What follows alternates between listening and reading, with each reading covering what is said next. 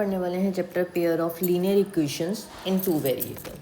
Late us understand what is the meaning of the chapter. So first is the pair of linear equation in two variable. So last से पढ़ना start करेंगे variable. So variable जो है वो आपके क्या बताते हैं, आपको लास्ट क्लास में भी पता था. वेरिएबल क्या होते हैं कि ऐसी वैल्यूज़ जो कि आपकी वेरी करती है, जो कि चेंज होती रहती हैं.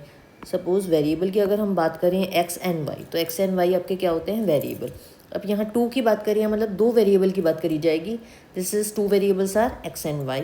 और नेक्स्ट अगर हम इस देखें इक्वेशन, इक्वेशन से आपको क्या पता चलता है, इक्वेशन मीन्स इक्वल टू, मतलब एक ऐसी चीज़ जिसमें X and Y variables use हो रहे होंगे एंड कुछ इक्वल टू भी इक्वेशन में यूज़ हो रहा होगा. एंड नेक्स्ट आता है आपके पास लीनियर. लीनियर आपके पास क्या बताता है, डिग्री इज़ वन, इसमें वन जो है वो हमारे पास डिग्री हो. और नेक्स्ट क्या आपको बताता है, पेयर. पेयर आपको पता है क्या चीज़ होती है, दो चीज़ों का पेयर होता है. अभी हम पेयर को कंसीडर नहीं करते, हम linear equation in two variable से हम इन चीज़ों को कंसीडर करते हैं. अगर हम इसकी बात करी गई है तो हम इसको क्या चीज़ लिख सकते हैं, अगर मैं ऐसे लिखूँ A X plus B Y equal to C. अगर आप देखें इसमें दो वेरिएबल्स की बात हो रही है, A and B. Okay, equation है तो हमने इक्वल टू यूज़ करा है. लीनियर की बात है तो हमारी इसके अंदर क्या आ रही है, डिग्री जो होती है वो वन आ रही है. इसको हम बोल सकते हैं this is and this is. ये हमारी के पास क्या आया है, डिग्री दे रखी है, तो डिग्री वन. अब इसको हम बोल सकते हैं लीनियर इक्वेशन है, this is a linear equation.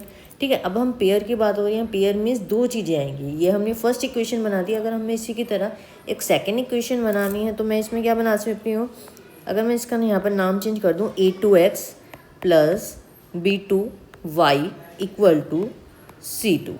ठीक है, सो आपको अब क्या होता है, जो भी लीनियर इक्वेशन होती है वो लाइन को रिप्रेजेंट करती है. तो ये हमारी हम क्या बोल सकते हैं, this is a line one and this is a line two. तो ये हमारी दोनों लाइंस हैं. और जब भी इन लाइंस का ग्राफ बनाते हैं तो हमेशा स्ट्रेट लाइन बनेगा. अभी हम इस क्लास में ग्राफ के बारे में भी सीखेंगे कि ग्राफ को हम कैसे ड्रॉ करते हैं. ठीक है, इतना समझ आया. सो लीनियर इक्वेशन क्या होती है, जिसमें डिग्री वन हो, दो वेरिएबल्स आ रहे हों और इक्वल टू यूज़ हो रहा हो. ठीक है, सो इसके अंदर अब हम देखते हैं. तो आपने देखिए दो लाइंस बना रखे हैं, तो दो लाइंस को हम कैसे कैसे ड्रॉ हो सकती हैं इसके बारे में हम देखेंगे.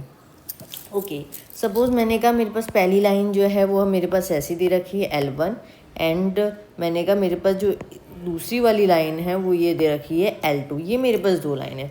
तो इसका हो सकता है ये एक पॉइंट होगा, वो इंटरसेक्टिंग पॉइंट है जो कि इस पॉइंट पे इंटरसेक्ट कर रहा है. तो अभी ये हमारे पास क्या बताता है, ये जो है वो इंटरसेक्ट कर रहा है एक पॉइंट पे, एक पॉइंट पे हमारे पास इंटरसेक्ट कर रहा है. तो हम इसको क्या बोल सकते हैं, एक सॉल्यूशन हमें मिल रहा होगा. एक सॉल्यूशन मीन्स यूनिक सॉल्यूशन बोलते हैं. मैथ्स की टर्म में अगर हम बोलेंगे तो क्या मिल रहा होगा, यूनिक सॉल्यूशन हमारे पास मिल रहा होगा. ठीक है, तो अब इसके अंदर अगर हमारे पास एक पॉइंट इंटरसेक्ट कर रहा है वो एक पॉइंट पे, तो इसको हम क्या बोल देंगे, यूनिक सॉल्यूशन. नेक्स्ट केस इसके अंदर देखते हैं. अब हो सकता है वो जो दो लाइन्स हमारे पास बन रही हैं वो ऐसी बन रही है, एक तो हमारे पास ये L1 हो गई और एक अगर हम दूसरे कलर से इसको रिप्रेजेंट करें तो वो हो सकता है उसी के ऊपर आ रही है और ये हमारे पास हो गई L2. तो ये दो लाइंस जो हैं वो हमारे पास आ रही हैं. ठीक है, अब वो एक के ऊपर एक चढ़ रही है. This is a L1, this is a long line and this is short line is a L2. ठीक है, तो अब इसके अंदर अगर हम देखेंगे तो जो कॉमन पॉइंट है उसके अंदर इंटरसेक्टिंग पॉइंट, या आप बोल सकते हैं कॉमन पॉइंट एक था. इसके अंदर हमारे पास बहुत सारे कॉमन पॉइंट्स हो सकते हैं. जितने ज़्यादा पॉइंट्स होंगे उतने ज़्यादा सॉल्यूशंस बनेंगे. तो इसके अंदर बहुत सारे कॉमन पॉइंट्स हैं, तो इसके हमारे पास सॉल्यूशन कितने बनेंगे, इनफाइनाइट सॉल्यूशंस. इनफाइनाइट सॉल्यूशंस बनेंगे. इनफाइनाइट को हम इस सिंबल से भी रिप्रेजेंट कर सकते हैं. ठीक है, तो इस लाइन को हम क्या बोलेंगे, जब भी आपको दिख रहा है एक लाइन के ऊपर दूसरी लाइन आ रही है तो इसको हम बोलेंगे कोइंसिडेंट लाइंस. क्या बोलेंगे, coincident lines. Clear. So second case भी हमने देख लिया. फर्स्ट केस जो है वो आपने देखा था जो कि इंटरसेक्ट कर रही हैं एक पॉइंट पे, और जो कि अभी कॉमन पॉइंट्स उसके बहुत सारे थे वो हमने सेकंड पॉइंट देखा, that is a coincident lines. Clear. Next इसके अंदर बच्चों थर्ड केस इसके अंदर देखते हैं क्या पॉसिबल केस है. थर्ड होता है अगर हमारे पास दो लाइन को हमने पैरेलल कर दिया. फर्स्ट ये L1 है and second is L2. Parallel means वो कितनी भी आगे चले जाएं वो इंटरसेक्ट नहीं होंगी. आप सपोज इसको कितना भी आगे लेके चले जाओ, इसको भी आगे लेके जाओ, वो किसी भी पॉइंट पे इंटरसेक्ट नहीं करेगा. तो that is called the parallel lines, ठीक है। पैरेलल हो रही है मतलब इसके अंदर कोई भी जो है वो इंटरसेक्ट नहीं कर रही, कोई भी कॉमन पॉइंट नहीं है, तो इसके अंदर नो सॉल्यूशन। तो इसके अंदर क्या होगा, कोई सॉल्यूशन भी नहीं आएगा, क्लियर। तो इसके अंदर ज़ीरो सॉल्यूशन क्योंकि इंटरसेक्ट नहीं कर रही हैं।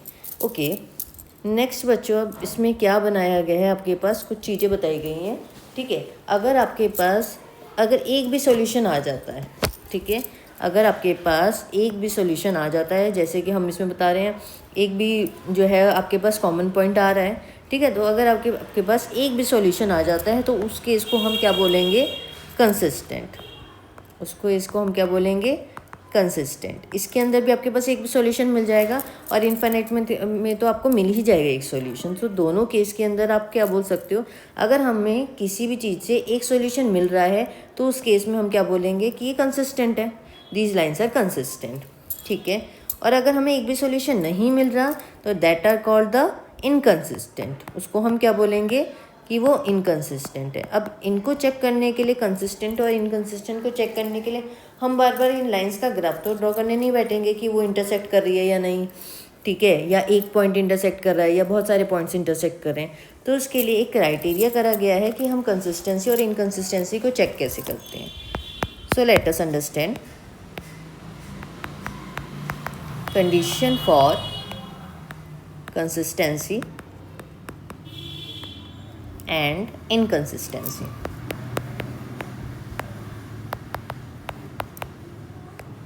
ओके, सो अब देखते हैं इसके अंदर हम एक इक्वेशन लिख देते हैं like a1x plus b1y equal to c1 and second लिखते हैं a2x plus b2y is equal to C2। तो ये हमारे पास L1 हो गई एंड ये हमारे पास L2 हो गई। अब हमें चेक करना है इसके अंदर क्या होगा। तो अगर हम ये कहें कि अगर मैं इन दोनों की रेशियो निकालूं A1 अपॉन में A2, अगर वो B1/B2 के इक्वल नहीं है, ठीक है, अगर A1/A2 B1/B2 के अगर इक्वल नहीं है चेक करने के लिए, ठीक है, तो हम इसको क्या बोलेंगे कि यहाँ पर जो है वो आपको लाइन्स इंटरसेक्ट कर रही हैं, यहाँ पर क्या कर रही हैं, इंटरसेक्ट कर रहे हैं। और ये क्या कर रहे हैं, हम इसको चेक कर रहे हैं। चेक करने का हम तरीका देख रहे हैं कि कैसे हम इसको वो करेंगे, कब कंसिस्टेंसी होगी कब इनकंसिस्टेंसी होगी, ठीक है। तो ये क्या करेंगे, इससे लाइंस जो हैं वो क्या करेंगे, इंटरसेक्ट करेंगे। और हम क्या बोल सकते हैं, अगर इंटरसेक्ट करती हैं तो हमारे पास क्या होते हैं, यूनिक सॉल्यूशन होते हैं। ओके, नेक्स्ट आता है, अगर मैं ये बोलूँ A1/A2 equal to B1/B2 equal to C1/C2, सभी चीज़ों की रेशियो अगर आपस में इक्वल है, A1/A2 is equal to B1/B2 और इज इक्वल टू C1/C2, तीनों चीज़ों की अगर रेशियो इक्वल आ रही है तो हम इसको क्या बोल सकते हैं कि ये हम क्या बोलेंगे, ये कौन सी लाइन्स थी, कोइंसिडेंट लाइन्स थी। क्या थी, जिसके मैनी सॉल्यूशन थे, कोइंसिडेंट लाइन्स, ठीक है। और इसके इनफाइनाइट मैनी सॉल्यूशंस थे, आपने पढ़ा था इनफाइनाइट सॉल्यूशंस, इनफाइनाइटली सॉल्यूशंस जो हैं वो एग्जिस्ट करते हैं, ठीक है। तो अभी जैसे कि अभी आपको बताया था कि अगर किसी का एक पॉइंट भी कॉमन आ रहा होता है तो वो उनको हम क्या बोलते हैं, कंसिस्टेंट। तो हम इसको क्या पढ़ सकते हैं, कंसिस्टेंट, ठीक है। एक पॉइंट भी इसमें भी कॉमन आ जाएगा इंटरसेक्टिंग में, एंड कोइंसिडेंट लाइंस में भी आपके पास कॉमन आ जाएगा। तो अगर आपको चेक करना हो कि वो कंसिस्टेंट है या नहीं तो आप ये क्राइटेरिया इस दोनों को फॉलो कर सकते हो, आप इसको चेक करके बता सकते हो। अगर हमने इन दोनों की रेशियो निकाली A1/A2 और B1/B2, अगर इनकी रेशियो इक्वल नहीं है आपस में तो हम बोलेंगे इंटरसेक्टिंग है, यूनिक सॉल्यूशन बन रहा है, और इसको हम कंसिस्टेंसी भी बोल सकते हैं। ओके, नेक्स्ट केस इसके अंदर हम पढ़ते हैं।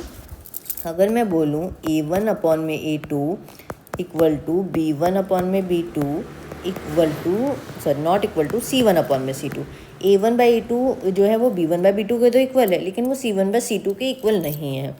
तो ये केस आपको क्या बताता है, ये केस आपको बताता है एक तो पैरेलल लाइंस होंगी, कोई सॉल्यूशन एग्जिस्ट नहीं कर रहा होगा इसका, ठीक है। और ये क्या बता रहा है साथ के साथ, ये आपकी इनकंसिस्टेंट होगी। जब भी बताया था आपके पास कोई ज़ीरो सॉल्यूशन होगा तो वो क्या होगी, इनकंसिस्टेंट। ये मेजर पॉइंट है आपको, ठीक है। तो आपको पता चल गया, कंसिस्टेंट चेक करना हो तो आपके पास कौन से केस आएंगे और इनकंसिस्टेंट चेक करना हो तो आपके पास कौन से केस आएंगे। सो let us understand with the question. ठीक है, अब इसको हम क्वेश्चन की प्रैक्टिस करते हैं कि कैसे हम चेक करेंगे। सो देखते हैं first question, check whether intersect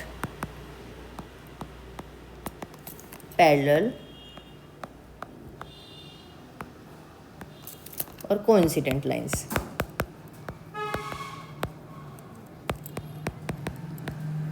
okay, अब आपके पास जस्ट एग्जांपल दे रखा है 2x plus 3y equal 1, 4x plus 6y equal 2।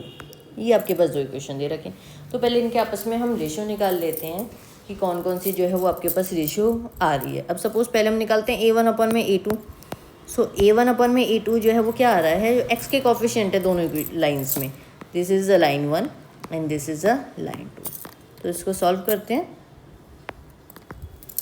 सो a1/a2 अगर हम निकालें तो ये क्या आ रहा है 2/4, दैट इज़ 1/2। अब नेक्स्ट अगर हम निकालते हैं b1/b2, सो b1/b2 अगर हम करेंगे 3/6, अगर हम इसको सॉल्व करेंगे तो हमारे पास आ रहा है 1/2। नेक्स्ट निकालते हैं हम c1/c2। c1/c2 अगर इसमें देखेंगे क्या दे रखा है 1/2। सो आपको दिख रहा है ये तीनों चीज़ें ही इक्वल है, तीनों रेशियो जो है वो आपस में इक्वल है। तो हम इससे क्या बता सकते हैं, a1/a2 equal b1/b2 equal c1/c2। ठीक है, ये तीनों चीज़ें जो हैं वो हमारे की रेशियो इक्वल आ गई हैं।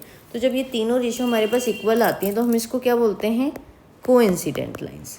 क्या बोलते हैं हम, कोइंसिडेंट लाइंस। और कोइंसिडेंट लाइंस आपके पास क्या बताता है कि वो कंसिस्टेंट है या फिर इनकंसिस्टेंट है। तो ये आपको क्या बताता है, this is a consistent, this is a consistent. Because consistent क्या बताया था, अगर आपको एक भी सॉल्यूशन मिल रहा है that means it is a consistent, अगर आपको एक भी सॉल्यूशन नहीं मिलेगा तो वो इनकंसिस्टेंट होता है।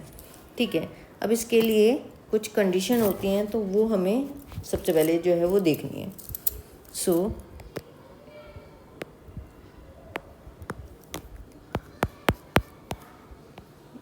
कुछ कंडीशन है, तो कंडीशन जो है वो आपको पास क्या बताती है, इक्वेशन स्टैंडर्ड फॉर्म में होनी चाहिए। इक्वेशन जो है वो स्टैंडर्ड फॉर्म में होनी चाहिए। ओके, स्टैंडर्ड फॉर्म जो है वो कौन सी बता रहा है, like a1x plus b1y equal to c, means जो कांस्टेंट फॉर्म होती है हमारे पास वो राइट हैंड साइड में होनी चाहिए हमेशा। Constant form right hand side में ही होनी चाहिए हमेशा। लाइक राइट हैंड साइड के बाद ही जो है आपके पास कांस्टेंट टर्म आना चाहिए। लाइक मैं अगर बोलूँ 3x plus 2y equal to 7, तो ये आपके पास जो कांस्टेंट टर्म है राइट साइड में। ठीक है, हमारे पास ऐसा नहीं चलेगा अगर मैं बोलूँ 3x plus 7 is equal to 2y, तो ये चीज़ नहीं चल पाएगी क्योंकि ये कांस्टेंट नहीं है, कांस्टेंट आपका लेफ्ट साइड में पड़ा है। ठीक है, तो जब भी अगर आपको ऐसा दिखेगा कांस्टेंट राइट साइड में नहीं है तो आपको पहले शिफ्ट करना पड़ेगा। राइट साइड में हमें सिर्फ कांस्टेंट चाहिए और लेफ्ट साइड में हमें सारे वेरिएबल्स चाहिए। ओके, सो नेक्स्ट क्वेश्चन हम करते हैं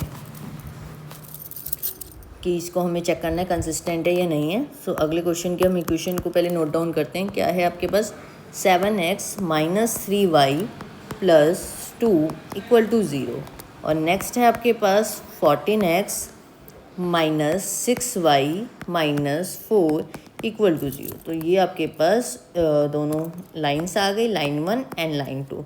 सो अब इसको सॉल्व करते हैं। सो सबसे पहले आपको दिख रहा है कि चेक करो स्टैंडर्ड फॉर्म में है या नहीं। हमें दिख रहा है ये स्टैंडर्ड फॉर्म में नहीं है क्योंकि कांस्टेंट आपको जो है वो लेफ्ट साइड में भी पड़ा है। ठीक है, तो आपको कांस्टेंट स्टैंडर्ड फॉर्म में रिप्रेजेंट करते हैं तो आपको क्या कर सकते हैं, पहली इक्वेशन को देखें अगर हम 7x माइनस 3y, तो इस 2 को हमें यहाँ पे शिफ्ट करना है। तो जब भी हम किसी को दूसरी डायरेक्शन में शिफ्ट करते हैं तो साइन चेंज होता है, तो +2 का क्या बन जाएगा आपके पास, -2, तो हम इसको लिख देंगे -2।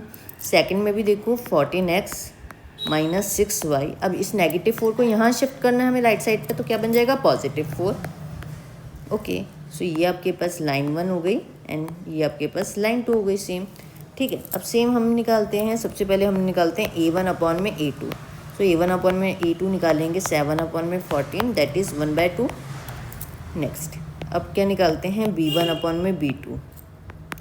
सो ये आपके पास क्या बता रखा है, -3/-6, दैट मीन्स माइनस से माइनस कैंसिल आउट है, 3/6 इज़ 1/2। हमेशा हमें साइंस के साथ नोट डाउन करना है। दैट मीन हमें जो भी कोफिशिएंट उतारने हैं एक्स एंड वाई के, उनके साइन के साथ हमें लिखना है। ठीक है, अब नेक्स्ट हम उतारते हैं C1/C2 जो कि है -2/4। तो ये आपको चेक करोगे तो क्या आ जाएगा, -1/2। ठीक है, तो अगर आप देखोगे A1/A2 तो B1/B2 के इक्वल है, लेकिन वो C1/C2 के इक्वल नहीं है। तो इसके लिए हमने एक और सिचुएशन पढ़ी थी, ठीक है, जो कि आपके पास क्या बताती है, A1/A2 equal to B1/B2 but not equal to C1/C2। ठीक है, तो ये आपको कब बताती थी, जब लाइंस हमारे पास पैरेलल होती हैं। ठीक है, जब हमारे पास कोई भी सॉल्यूशन नहीं बन रहा होता, तो जब लाइंस पैरेलल होती हैं और नो सॉल्यूशन होता है, तो उस केस में हम क्या बोलते हैं, दिस आर इनकंसिस्टेंट। तो उस केस में हम क्या बोलेंगे कि वो इनकंसिस्टेंट है। ठीक है, क्या चीज़ होगी, ये इनकंसिस्टेंट। तो ईजी, हमने उसको स्टैंडर्ड फॉर्म में कन्वर्ट कर लिया। ओके, नेक्स्ट क्वेश्चन पे आते हैं बच्चों। Next question is λx + 3y = -7 और नेक्स्ट इक्वेशन है 2x - 6y = 14। अब इसमें हमारे पास क्या क्वेश्चन है कि लैम्डा की जो है वो वैल्यू फाइंड आउट करनी है। एक तो इसमें गिवन दे रखा है इनफाइनाइट मैनी सॉल्यूशन, कि इसके अंदर हमारे पास बहुत सारे सॉल्यूशंस होंगे, और इसमें find the value of lambda, find the value of lambda. Okay, so इस क्वेश्चन पे आगे बढ़ने से अच्छा है, अब ए और बी की आपको वैल्यूज़ फाइंड करनी है। तो इसके लिए हम सबसे पहले आते हैं कुछ मेथड्स पे, क्योंकि हमें मेथड्स जो होते हैं वो फाइंड आउट करने पड़ेंगे कि कौन कौन से तरीके हैं जिनसे हम ए एंड बी की वैल्यूज़ जो हैं वो फाइंड आउट करेंगे। तो सबसे पहले हम वो टेक्निक देख लेते हैं कि अगर हमें सॉल्यूशंस फाइंड आउट करने हैं, कोई भी वेरिएबल्स की वैल्यू निकालनी है, तो उसके लिए कौन कौन से मेथड्स होते हैं। ओके, यहाँ से हम स्टार्ट करते हैं। सो method of finding solution, solutions को फाइंड करने के लिए हमारे पास कौन कौन से मेथड्स होते हैं। लाइक हमारे पास अगर एक्स एंड वाई की अगर हमें वैल्यू फाइंड आउट करनी है तो तब हम यूज़ करते हैं इसके लिए। तो अब आपके पास दो मेथड्स कौन से आ रहे हैं, आपके पास आ रहा है पहला सब्स्टिट्यूशन मेथड, और नेक्स्ट आपके पास आता है एलिमिनेशन मेथड।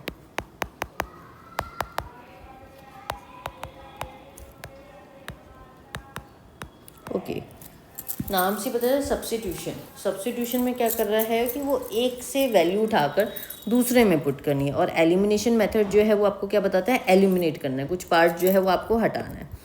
सो इस केस के अंदर हम देखते हैं।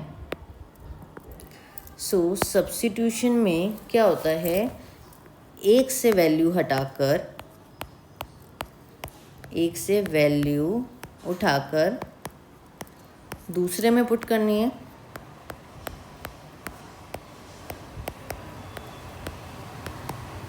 दूसरे में पुट कर दो। ठीक है, ये हो गई, हमने कहीं से भी एक इक्वेशन से वैल्यू उठाई, उसको दूसरी इक्वेशन में पुट कर दो, उससे भी निकल जाएंगे हमारे पास वैल्यू। और सेकंड क्या होता है हमारे पास, एलिमिनेशन मेथड। सो एलिमिनेशन मेथड में हम क्या करते हैं, जिसको भी एलिमिनेट करना हो उसके कोफिशिएंट बराबर कर दो, जिसको भी एलिमिनेट करना हो, इसको भी एलिमिनेट करना हो, उसका कोफिशिएंट बराबर कर दो।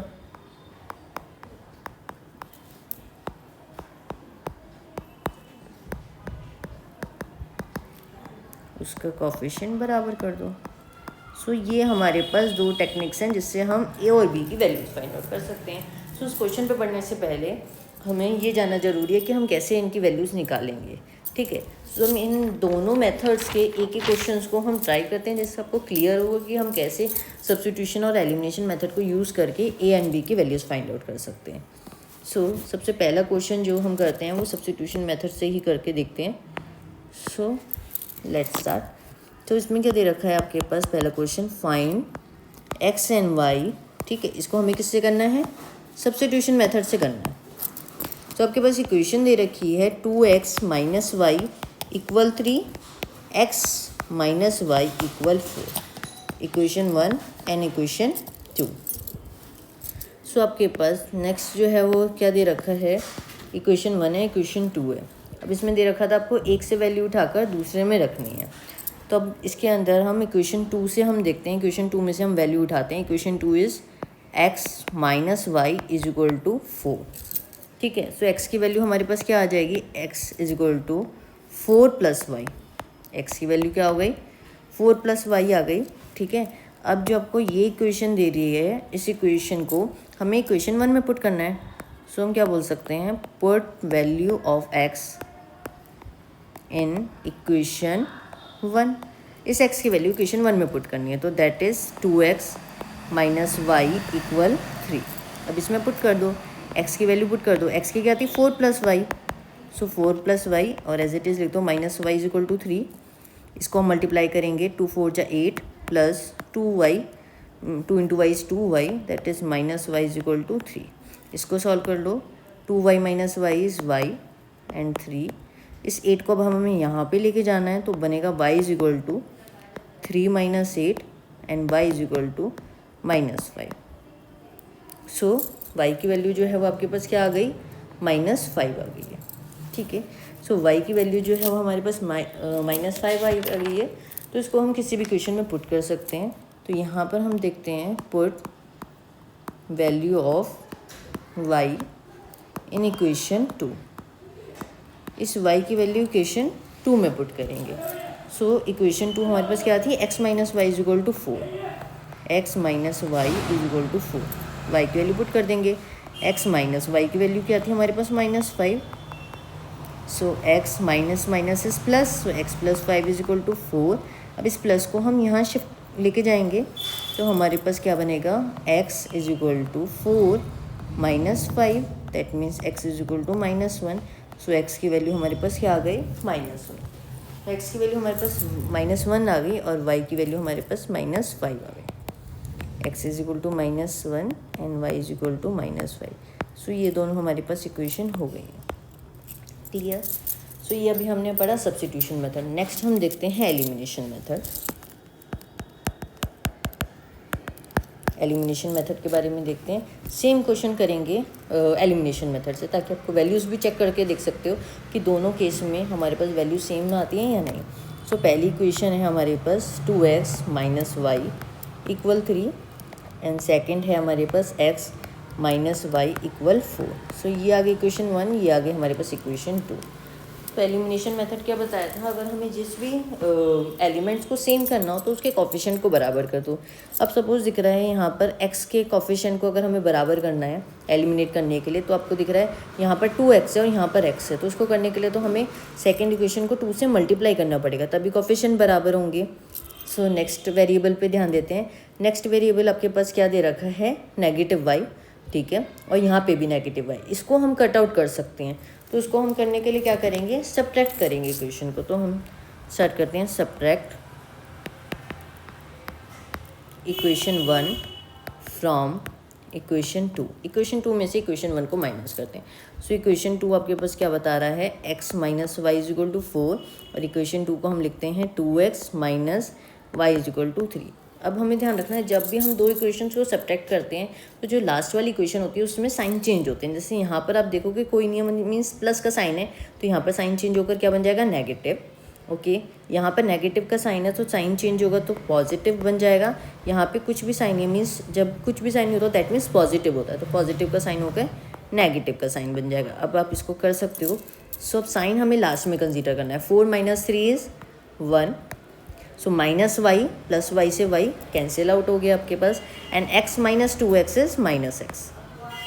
सो माइनस ऑफ x इज़ 1, तो हम इसको क्या बोल सकते हैं, x इज इक्वल टू -1। तो x की वैल्यू हमारे पास -1 आ गई है। तो अब किसी भी इक्वेशन में हम पुट कर सकते हैं इसकी value, put value of x in equation 1। ठीक है, इक्वेशन 1 में पुट करते हैं। इक्वेशन 1 हमारे पास क्या बता रही थी, 2x minus Y is equal to 3। इसमें पुट कर देते हैं, x की वैल्यू कितनी आई थी, -1, आगे था माइनस वाई इक्वल 3। सो 2 को -1 से मल्टीप्लाई करेंगे, so -2 minus Y equal to 3। ठीक है, सो हम करेंगे minus Y is equal to 3, -2 को राइट हैंड साइड लेके जाएंगे तो हमारे पास क्या बनेगा +2। So minus Y equal to 5, इसको हम क्या बोल सकते हैं Y is equal to -5। So x is equal to -1 and y is equal to -5। So ये आपके पास दोनों इक्वेशन आ गई। अब पहले प्रीवियस क्वेश्चन में चेक करते हैं क्या क्या वैल्यूज़ आई थी, क्या सेम आई हैं। x की -1 एंड y के -5, x is equal to -1 and y is equal to -5। दोनों क्वेश्चंस में हमने देखे अलग अलग मेथड से करें, क्वेश्चन सेम था, सो वैल्यूज़ भी आपकी सेम आई है। सो आपको पता चल गया एलिमिनेशन मेथड में आपके पास क्या बताता है, कोई भी एक एलिमेंट को हटा दो। कैसे? जिसको भी एलिमिनेट करना उसके कोफिशिएंट को बराबर कर दो। और जो हमने उससे पहले सब्स्टिट्यूशन मेथड जो है वो पढ़ा था, उसके अंदर क्या था, एक से वैल्यू उठाकर दूसरी इक्वेशन में हमें वैल्यू पुट करनी होती है। So come to the previous question. अब इस क्वेश्चन के अंदर हम आते हैं, ये वाला था जो कि आपको लैम्डा आपको निकालना था। ठीक है, तो सबसे पहले अब इसको हम देखेंगे कि ये क्या स्टैंडर्ड फॉर्म में है। यस, स्टैंडर्ड फॉर्म में है ये हमारे पास, क्योंकि राइट हैंड साइड पे हमारे पास कांस्टेंट दे रखा है। ठीक है, अब इसके अंदर इनफाइनाइट मैनी सॉल्यूशंस गिवन दे रखे हैं और हमें लैम्डा की वैल्यू निकालनी है। सो इनफाइनाइट मैनी सॉल्यूशन जब गिवन है तो हम इसका फॉर्मूला लगा देंगे। इनफाइनाइट मैनी सॉल्यूशंस जो है वो आपके पास क्या बताता है, A1 अपॉन में A2 इक्वल B1 अपॉन में B2 इक्वल C1 अपॉन में C2, ये आपको बताता है। हम इसमें अब वैल्यूज पुट करेंगे। सो A1 अपॉन में A2 क्या हो रहा है, लैम्डा अपॉन में 2 is equal to B1 upon में B2 इज़ 3 अपॉन में -6, C1 अपॉन में C2 इज़ -7 अपॉन में 40। सो इसको अगर हम आगे सॉल्व करेंगे, लैम्डा अपॉन में 2 इक्वल टू 3/6 को हम करेंगे, सो 1 अपॉन में -2 इज इक्वल टू -7/14 करेंगे, सो -1 अपॉन में 2। ठीक है, सो इसको हम आगे का सॉल्व करते हैं। यहाँ पर आगे के पेज में हम इसको सॉल्व करते हैं। सो हम इसको एक बार लिख लेते हैं दोबारा प्रीवियस इक्वेशन को। लैम्डा अपॉन में 2 इज इक्वल टू 1 अपॉन में -2 इज इक्वल टू -1 अपॉन में 2। सो अब इसके अंदर हम क्या तरीका कर सकते हैं, कोई भी दो इक्वेशन को हम ले सकते हैं। सपोज़ मैंने इन दोनों को लिया, सो हम क्या लिखूँगी मैं, लैम्डा अपॉन में 2 इज इक्वल टू 1 अपॉन में -2, क्रॉस मल्टीप्लाई कर देंगे। सो लैम्डा इंटू में -2 is -2 lambda is equal to 2 को 1 से मल्टीप्लाई करेंगे तो 2। सो लैम्डा की वैल्यू हो जाएगी 2 अपॉन में -2, that means lambda is equal to -1। So lambda की वैल्यू हमारे पास कितनी आ गई, -1। क्लियर? तो इस तरीके से हो सकता है आपको कभी कभी दे रखा हो कि सॉल्यूशन जो है वो गिवन है कि इसके अंदर कैसे हैं, पैरेलल लाइंस या कैसी भी हैं। ठीक है, तो आपको उसको फॉर्मूला बता ही रखा है और उसके अकॉर्डिंग आपको A एंड B या कोई भी वेरिएबल की वैल्यू फाइंड आउट करनी होती है। ठीक है, नेक्स्ट क्वेश्चन पर आते हैं हम।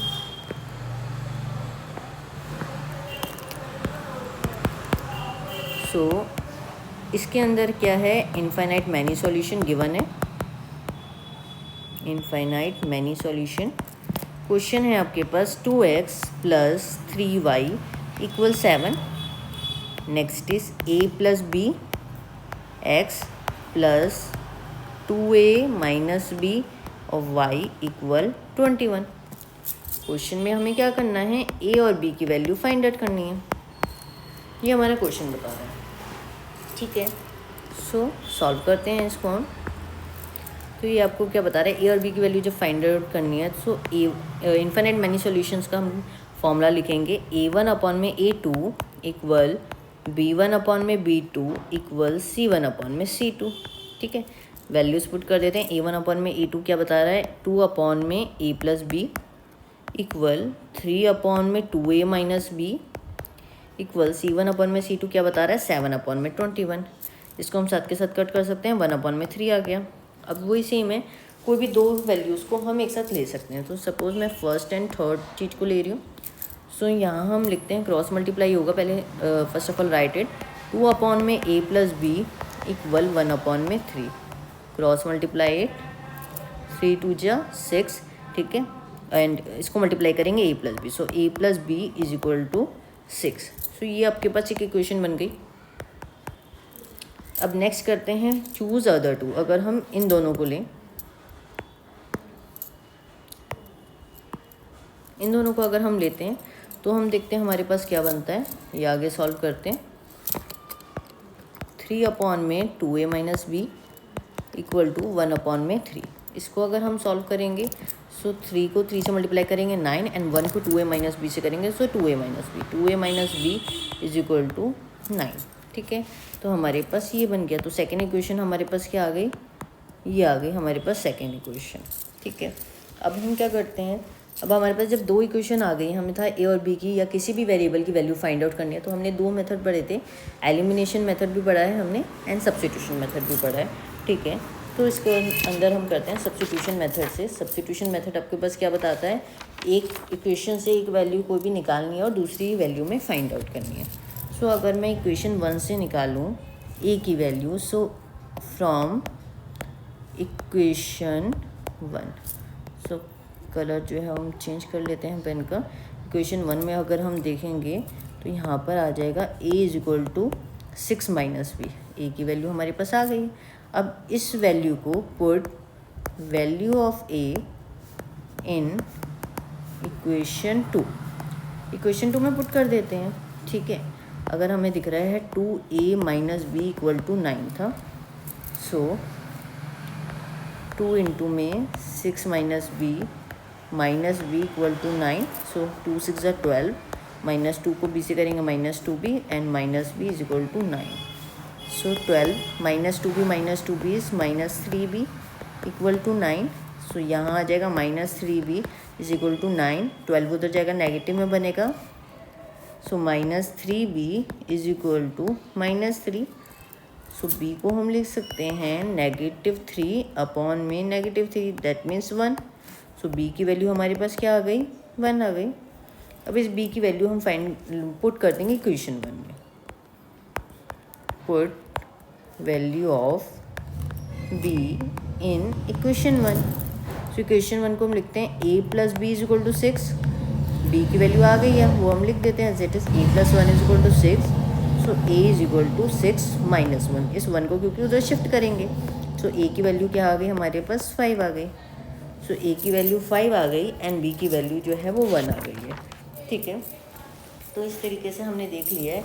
अब इसको हम वैल्यूज़ चेक करने के लिए ए और बी की वैल्यूज़ किसी भी क्वेश्चन में पुट करके भी देख सकते हैं। अगर हमारे पास राइट हैंड साइड की वैल्यू आ रही है दैट मीन्स हमारी ये वैल्यूज़ जो हैं करेक्ट हैं। So next come to the last question.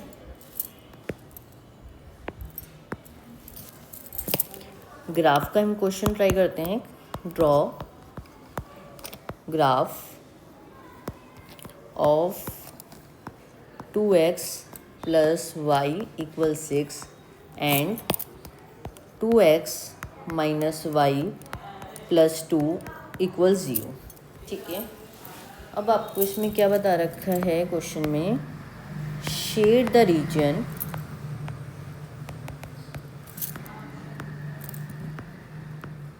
Bounded by these lines and x-axis and find its area। हमें रीजन जो है वो शेड करना है जो कि इन लाइंस से बना हुआ है और x-axis से, और उनका एरिया भी फाइंड आउट करना है। तो अगर हमारे पास ग्राफ दे रखा है, ठीक है, कि ग्राफ हमें ड्रॉ करना है कौन से दो लाइंस के इक्वेशंस का, तो इन इक्वेशंस में x एंड y की वैल्यूज़ हम पुट करके देखते हैं। So change the colour for the solution.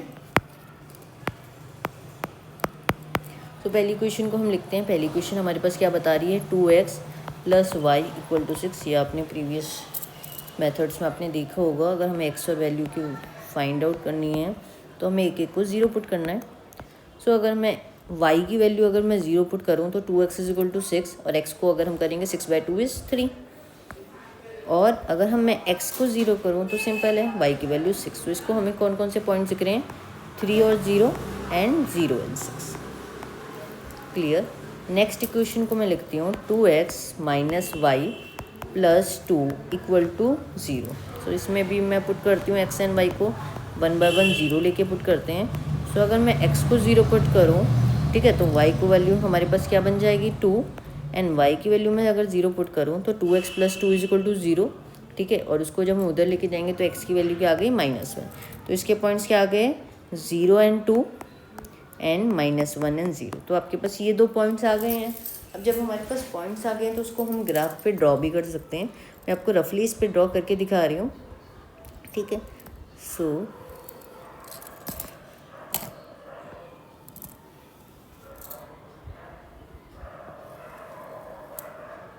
अगर मैं इसको यहाँ पर करूँ 1 2 3 4 5 6, सो ये हमारे पास y हो गया, x हो गया, x डैश हो गया, नेगेटिव होता है, और यहाँ पर हमारे पास y डैश हो गया। क्लियर? ठीक है, यहाँ पे भी हम पॉइंट्स ले लेते हैं 1 2 3 4 5 6, ठीक है, एंड ये आपके पास हो जाएगा -1 एंड -2, ठीक है, यहाँ पर हो जाएगा आपके पास -1 एंड -2, ठीक है। अब जो हमारे पास पहला पॉइंट था वो क्या था, 3 एंड 0, मीन्स x का 3 एंड y का 0।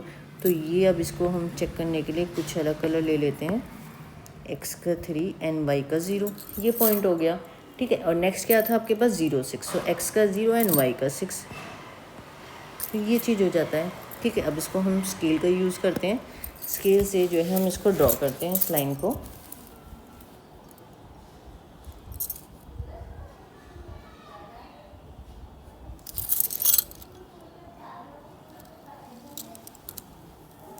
ओके,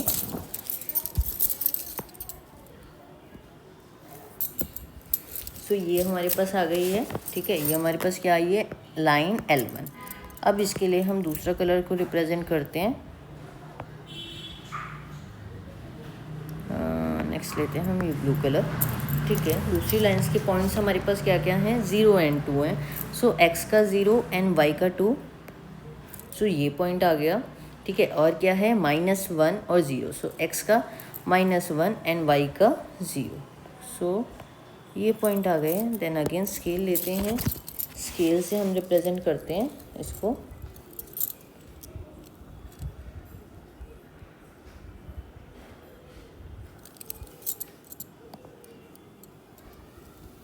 ये हो गया आपके पास, ओके, ये हमारे पास लाइन बन गई।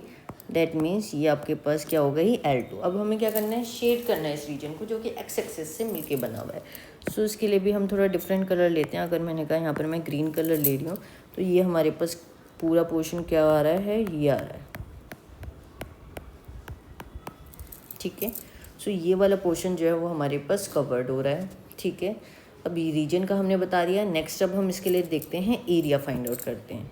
सो एरिया का फॉर्मूला हमारे पास क्या होता है, area is equal to half into base into height. So base जो है वो हमें फाइंड आउट करना है। सो बेस जो है वो हमारे पास क्या बता रहा है, so next change the colour, ठीक है।